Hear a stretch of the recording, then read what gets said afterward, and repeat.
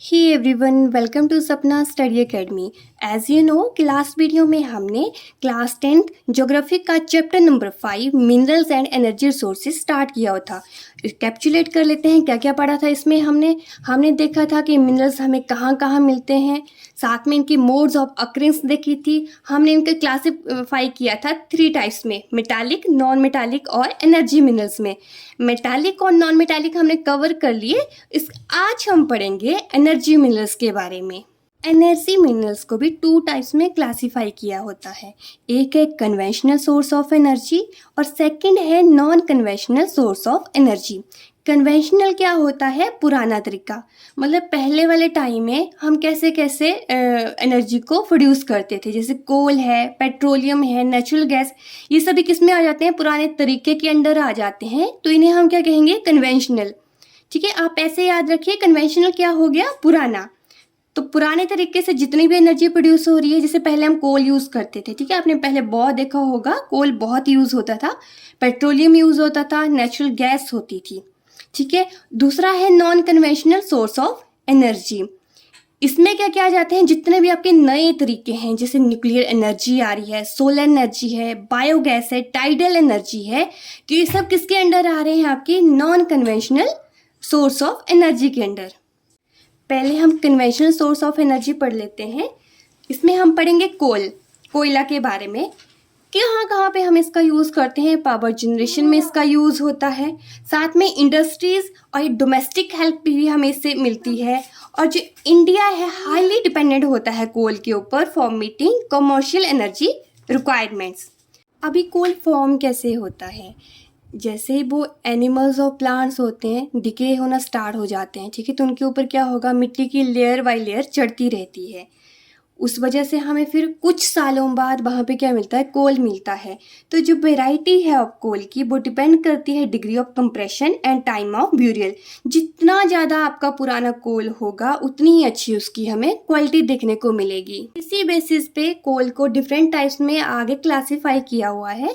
पहले हम पढ़ेंगे पीट कोल। तो पीट कोल क्या होता है?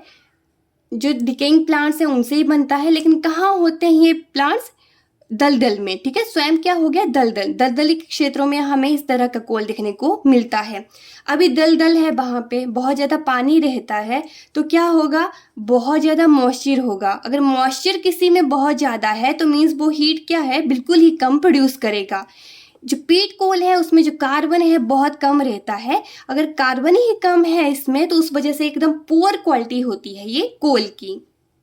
सेकेंड आ जाता है लिग्नाइट कोल। इसकी भी क्वालिटी अच्छी नहीं है। कैसा है? लो ग्रेड ब्राउन कोल।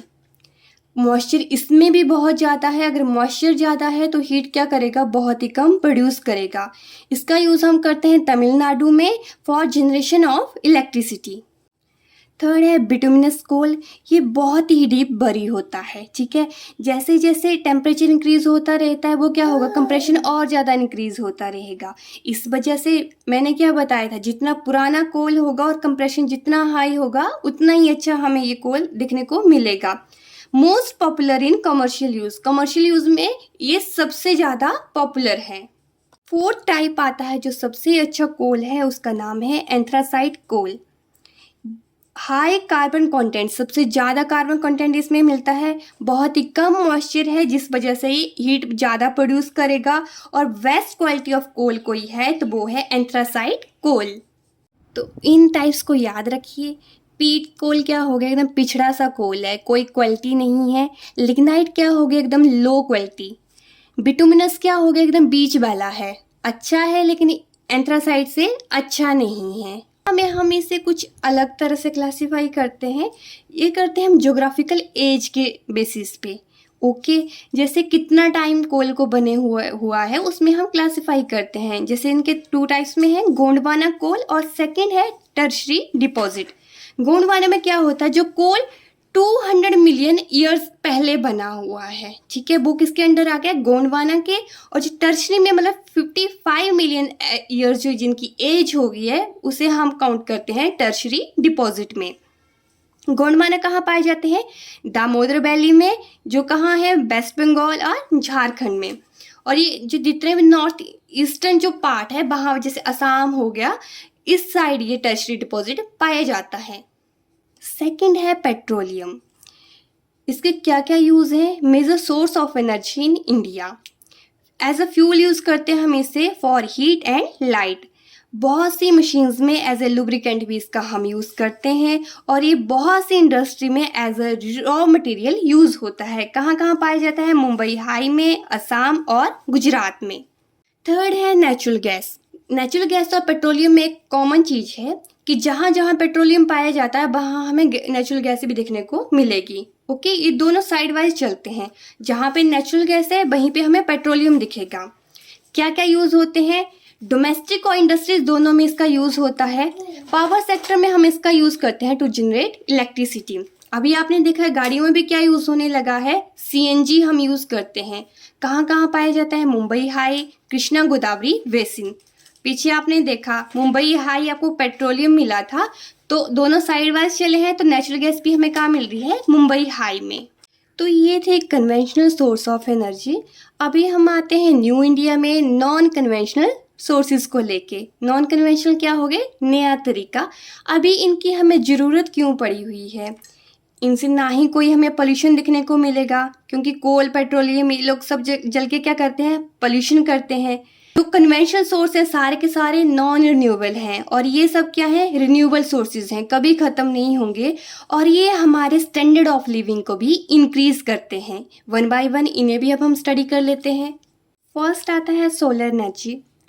जैसे कि इंडिया एक ट्रॉपिकल कंट्री है, तो पूरी की पूरी धूप कहाँ पड़ती है? सीधा कंट्री के ऊपर पड़ेगी। तो इसके अंदर पोटेंशियल होता है कि हम अच्छे से सोलर एनर्जी को ट्रैप कर सकें।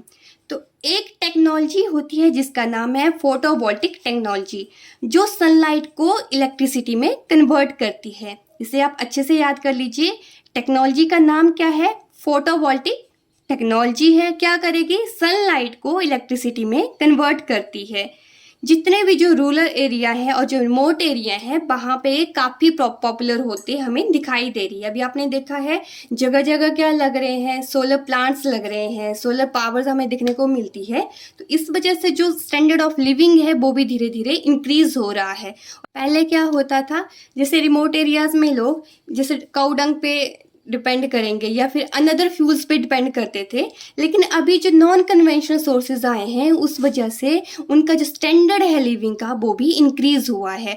अभी वो न्यू चीज़ें, न्यू टेक्नोलॉजी देखने लगे हैं। अगला है विंड पावर। अभी जैसे इंडिया में पेनिनसुलर रीजन काफ़ी है, तो उस वजह से यहाँ पे काफ़ी तेज हवाएं चलती हैं। तो इंडिया के पास पोटेंशियल है टू जनरेट विंड पावर।